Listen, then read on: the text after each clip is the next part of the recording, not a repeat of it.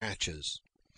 For a week I could not use them, and it was a torture to put on and take off my clothes.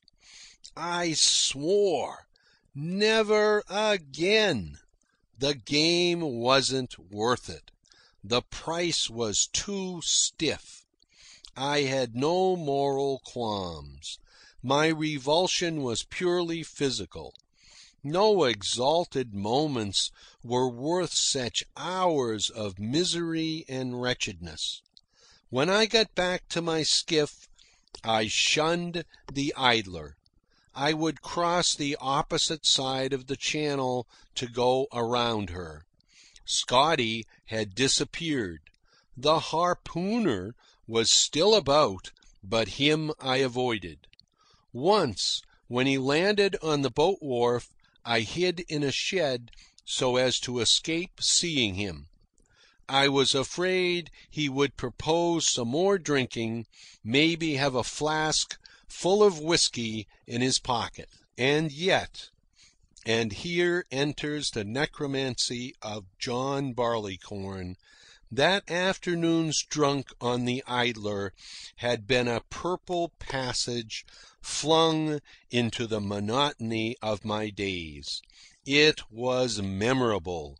My mind dwelt on it continually.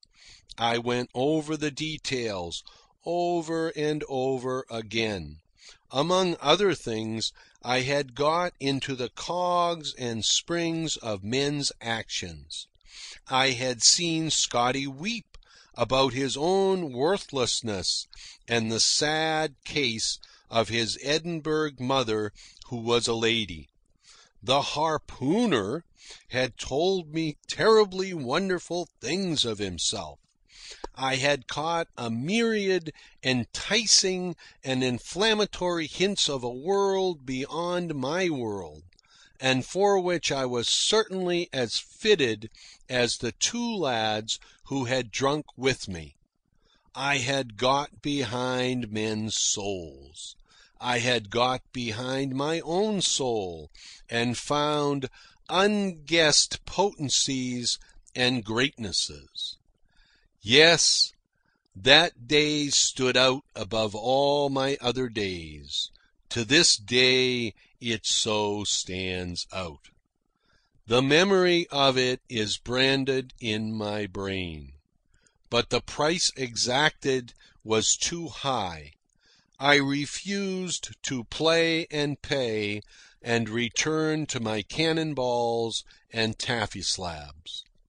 The point is that all the chemistry of my healthy, normal body drove me away from alcohol.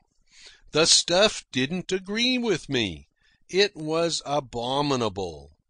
But despite this, circumstance was to continue to drive me toward John Barleycorn, to drive me again and again until, after long years, the time should come when I would look upon John Barleycorn in every haunt of men, look him up and hail him gladly as benefactor and friend, and detest and hate him all the time.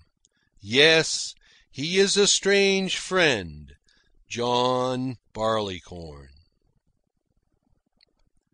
End of chapter 6.